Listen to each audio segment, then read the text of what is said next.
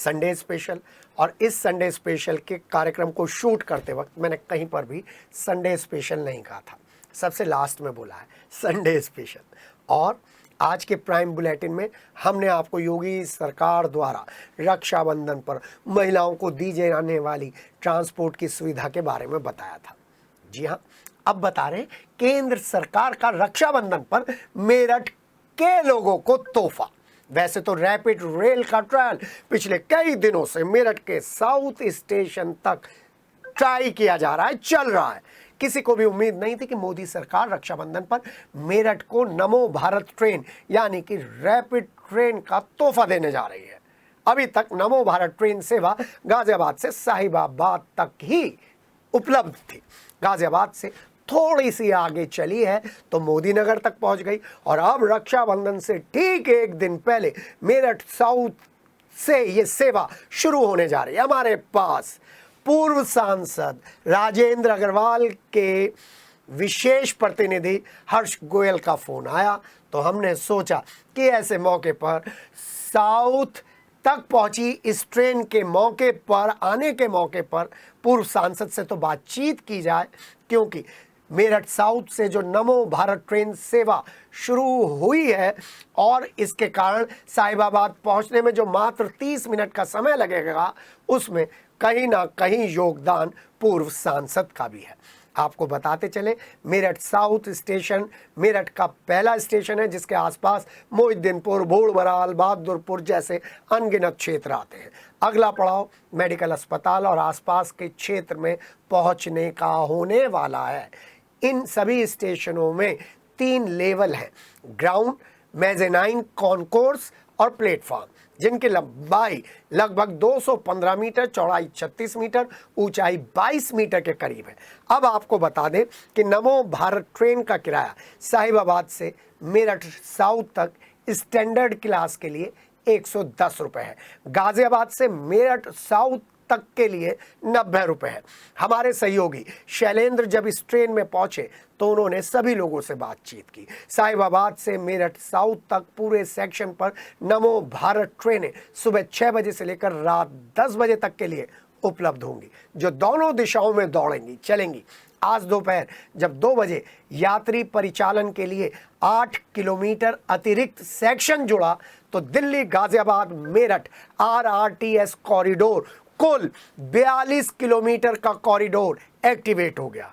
आपको बता दें, रैपिड ट्रेन की योजना से लेकर निर्माण तक सिटी हलचल ने इसकी विशेष कवरेज आपको समय समय पर दिखाई थी, और अलग अलग स्टेशंस के उद्घाटन के समय पूर्व सांसद राजेंद्र अग्रवाल हमारे साथ शामिल हुए थे।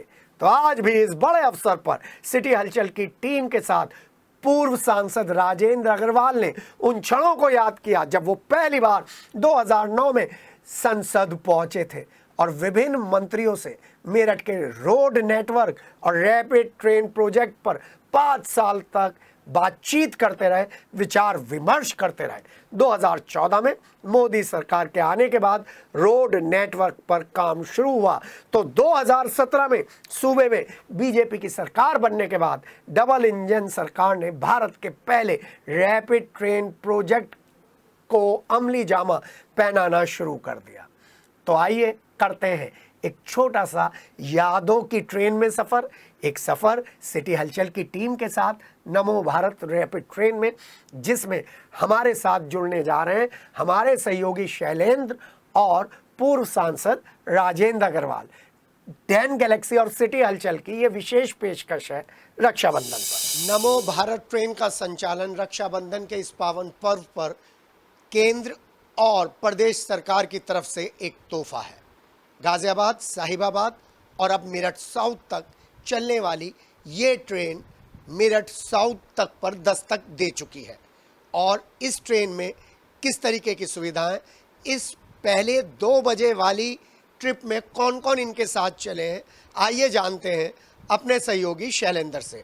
और ये सारे विजुअल देखते हैं जो नमो भारत ट्रेन के हैं। फिर बताएंगे नमो भारत ट्रेन को लेकर हमने यानी कि सिटी हलचल ने और पूर्व सांसद राजेंद्र अग्रवाल ने किस तरीके से आपको पल पल की अपडेट दी थी।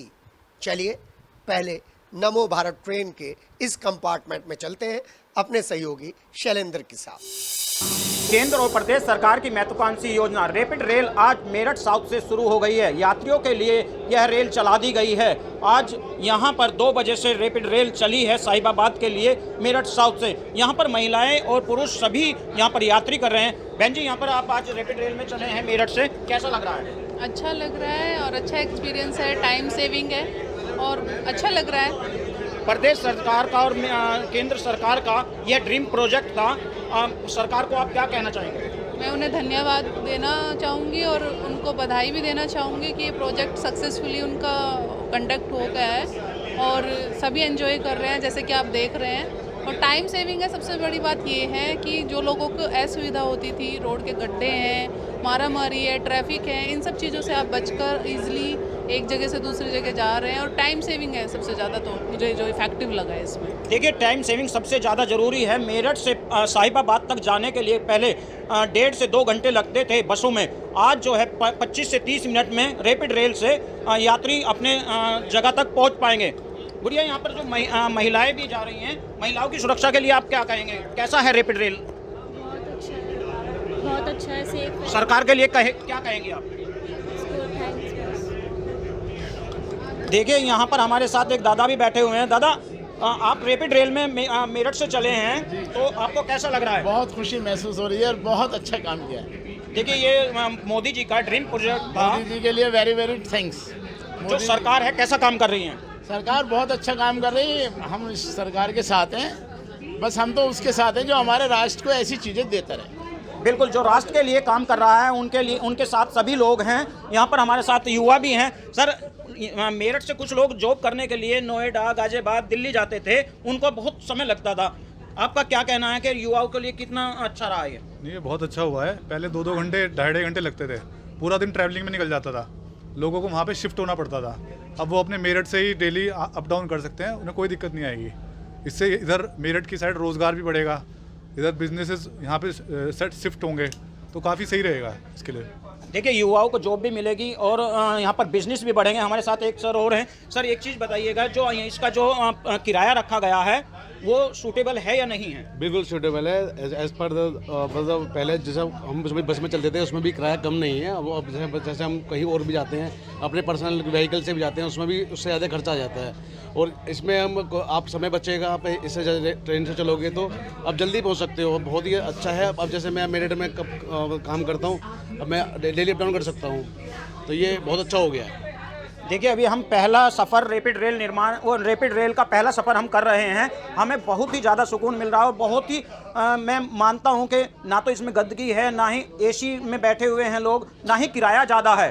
प्रतापपुर से शैलेंद्र राणा की रिपोर्ट, सिटी हलचल के लिए। राजनीतिक हलकों में इस नमो ट्रेन के किराए को लेकर अलग तरीके की चर्चाएं शुरू हो गई हैं, लेकिन फ़िलहाल आपको बता दें साहिबाबाद यानी कि गाज़ियाबाद से मेरठ तक का 110 रुपये और मेरठ साउथ से वापस वहाँ जाने का 90 रुपये है।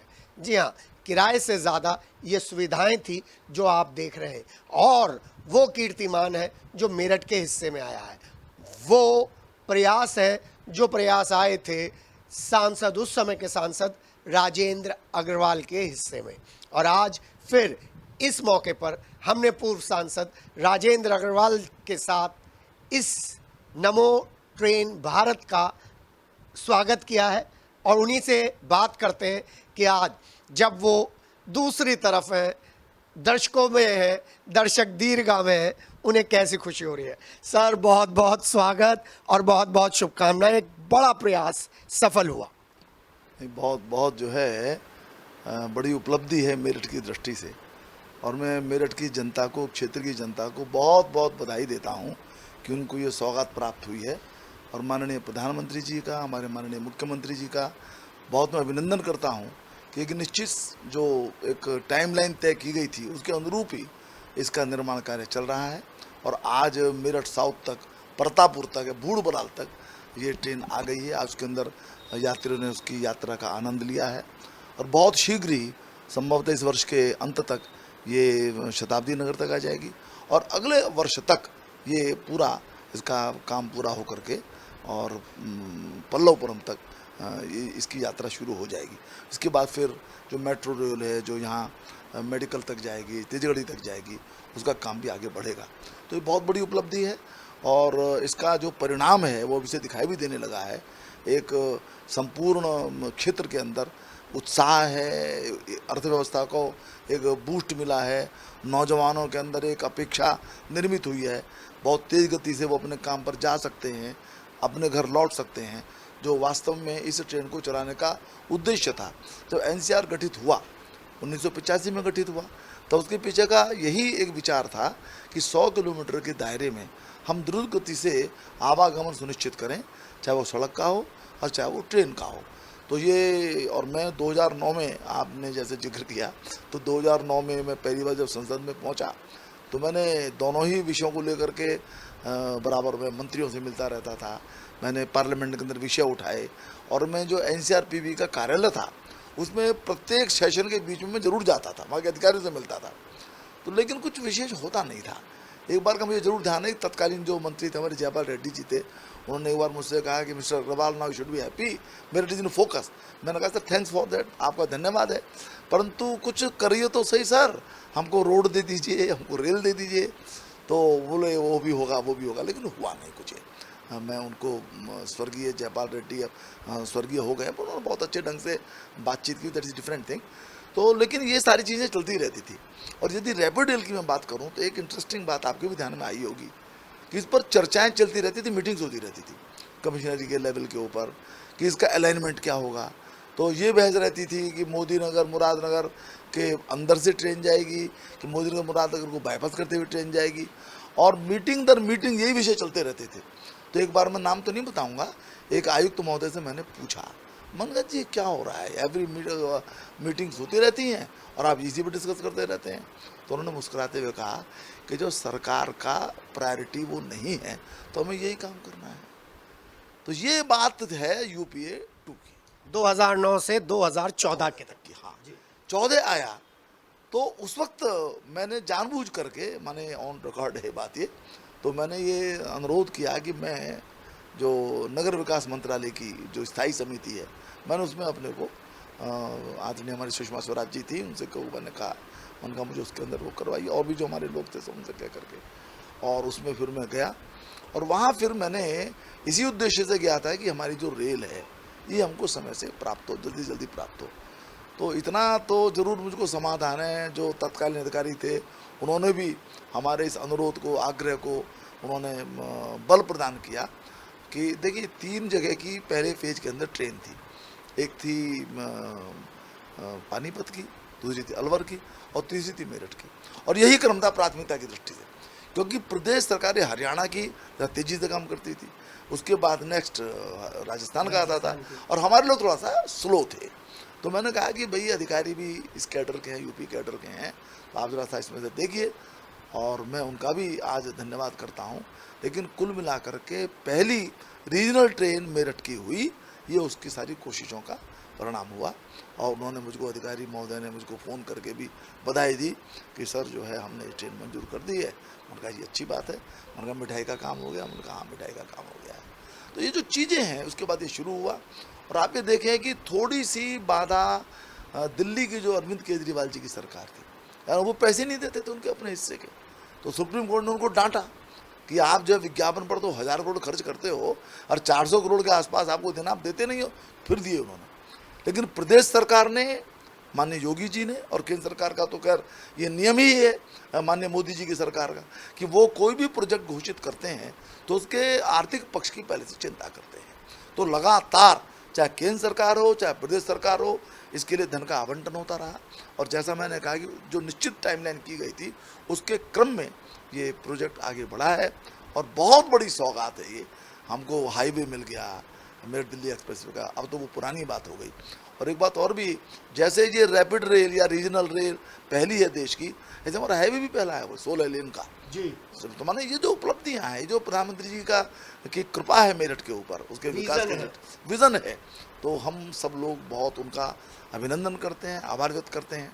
और मेरठ 2014 के मेरठ के मुकाबले बदल गया है, काफ़ी बदल रहा है, और अगले आने वाले सालों में प्रगति के महामार्ग पर बहुत तेज़ी से ये आगे बढ़ेगा।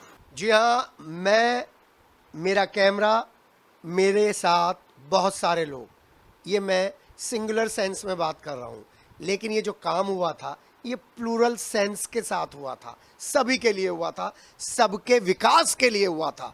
और वहाँ पर मुझे एक नारा सुनाई दिया, उस नारे को लेकर मैं सोच रहा था कि ये महज एक नारा है या इस नारे को मूल मंत्र बनाया जाएगा।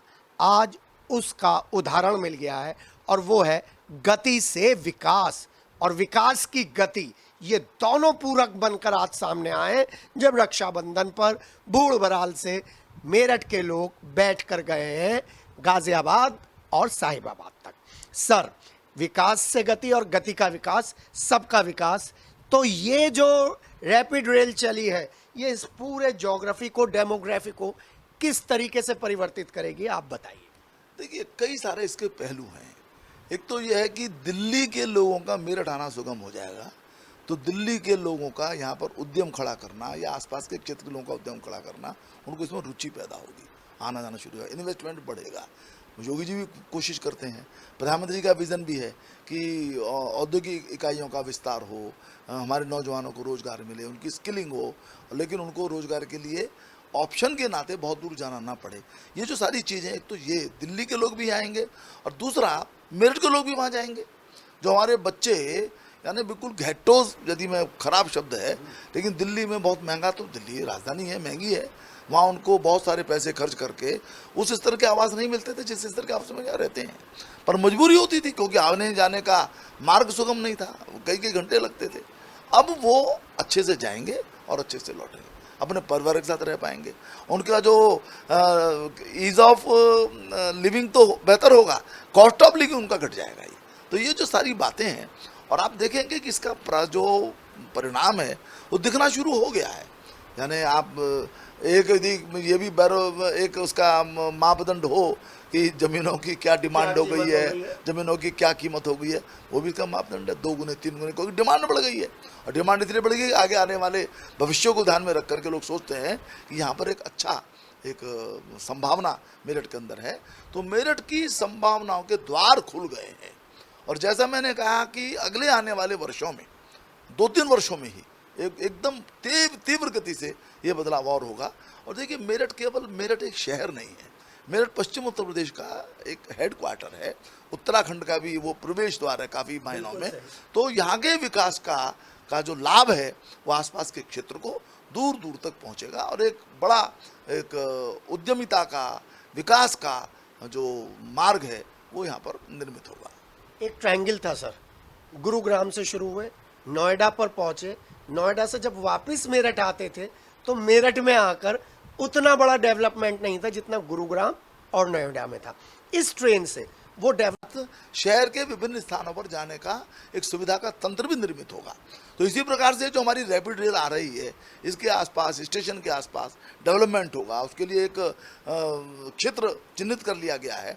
तो पूरे ही शहर का, पूरे ही क्षेत्र का जो चित्र है, आर्थिक परिदृश्य है, वो इस ट्रेन के माध्यम से बदल जाएगा। सर, जब हम बड़े हो रहे थे और आप राजनीति में भी थे और संघ के बहुत अच्छे कार्यकर्ता थे, एक बात आती थी, दिल्ली पे दबाव बहुत है, बहुत दबाव है, काम का दबाव, सड़कों का दबाव, एयरपोर्ट का दबाव।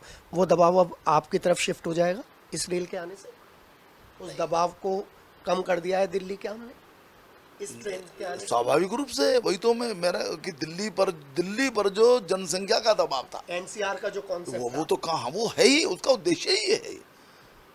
और आप देखिए कि आप यदि इसका, मैं समझता हूँ कि एकदम से सर्वे मेरे पास कोई रेडीली नहीं है, परंतु होगा तो, या किया जाए, मैं कहूँगा करना चाहिए, किसी को, किसी एजेंसी को करना चाहिए कि पिछले 10 साल में आवागमन की दृष्टि से इस क्षेत्र में क्या परिवर्तन आया है, कितने बच्चे अब मेरठ में ही रह करके अपनी सेवाएं प्रदान कर रहे हैं, पहले जो जाते थे। इस पर एक रिसर्च हो सकती है, और ये अर्बन डेवलपमेंट जो दिल्ली के अराउंड हो रहा है उस दृष्टि से मार्गदर्शक भी हो सकता है। और रूरल डेवलपमेंट और दोनों सारी बातें, वो तो ऐसा होता है कि पानी जब आता है तो सब जगह बहेगा, सब जगह जाएगा। वो पानी नहीं देखे जात पात, पानी तो समान रूप से सबको आनंद प्रदान करता है। आजकल कैसा टाइम कट रहा है सर? नहीं, ठीक है, मैं देखिए सांसद के नाते मेरी भूमिका अलग थी, लेकिन अभी भी मेरी सामाजिक जो पृष्ठभूमि रही है, सामाजिक काम करने की पृष्ठभूमि रही है, तो उसने मुझको एक सक्रिय रहने का संस्कार दिया है। तो मैं अपने क्षेत्र के अंदर भी, अन्य विषयों के अंदर भी, खास तौर से जैसे हमने एक उपक्रम क्या कहिए, एक प्रोजेक्ट कह लीजिए या एक सोच कह लीजिए, हमने कहा कि मेरठ की भी GDP 4 गुना होनी चाहिए। तो उसके लिए हमने कुछ मीटिंग्स भी की थी, हमने उस मीटिंग का क्रम आगे बढ़ा रहे हैं। अभी 3 दिन पहले हम हमारे आदरणीय जयंत जी से मिलकर के आए हैं, क्योंकि स्किल की मिनिस्टर है वो, बिना स्किल डेवलपमेंट के तो होगा नहीं वो। तो ये जो मेरी कोशिश है ये चल रही है, और भी लोगों से मिलजुल करके, कुल मिलाकर के मेरा विश्वास टीम मेरठ में है। टीम मेरठ के अंदर सांसद बदल गए हैं, लेकिन हम सब लोग मिलजुल करके टीम बनाते हैं। उसमें सांसद की अपनी एक भूमिका है, अहम रोल है। हाँ, हमारे विधायक उनकी भूमिका है, संगठन के लोगों की भी भूमिका है, विपक्षी दल के विधायक सांसदों की भी भूमिका है। सब मिलजुल करके इसको हम निभा करेंगे और क्षेत्रीय विकास के लिए स्वयं की ताकत को लगाएंगे। सर, मेरठ की जनता को संदेश 15 अगस्त में तो नहीं मिल पाए, जन्माष्टमी पे क्या कहेंगे? बहुत बहुत शुभकामनाएं हैं। आप अपने शहर से बहुत प्यार करते हैं, वो प्यार आपके व्यवहार में भी दिखाई दे। और मैं तो बार बार उसी बात को कहूँगा, स्वच्छता की दृष्टि से हमें बहुत सक्रिय होना पड़ेगा, व्यवस्थाओं के सही संचालन की दृष्टि से हमें खुद भी सक्रिय होना पड़ेगा। केवल जनप्रतिनिधियों पर और केवल अधिकारियों पर हम विषय टालेंगे तो हम अपना इच्छित प्राप्त नहीं कर पाएंगे। सब मिलजुल करके काम करें। मेरी तो यही प्रार्थना है कि हमारे प्रत्येक नागरिक का इस दृष्टि से सक्रिय सहयोग प्राप्त हो और वो अपने शहर को बदलता हुआ देखें, और उस बदलने का जो क्रम है उसमें हम अपनी भूमिका का भी निर्वाह करें। सर, सिटी हलचल आपसे वादा करता है कि आप स्वच्छता को लेकर जो भी अभियान चलाएंगे उसमें हम सक्रिय रूप से आपके साथ खड़े होंगे, क्योंकि स्वच्छता को लेकर हम बार बार अपने कार्यक्रमों में कहते रहते हैं। इस कार्यक्रम का नाम मैंने शुरू में नहीं बताया था, क्योंकि ये कार्यक्रम दिन का या स्पेशलिटी का मोहताज नहीं है, लेकिन संडे स्पेशल तो है, संडे को तो है। तो हमसे बात करने के लिए सर बहुत बहुत शुक्रिया। धन्यवाद, आपका भी बहुत बहुत धन्यवाद। और बस मैं वही कहूँगा कि टीम मेरठ है, उसमें सिटी हलचल का हमेशा बड़ा योगदान रहा है, विषयों को उठा करके बताने में भी, और जो विषय हो गए उनको पुनः जनता तक पहुँचाने में भी।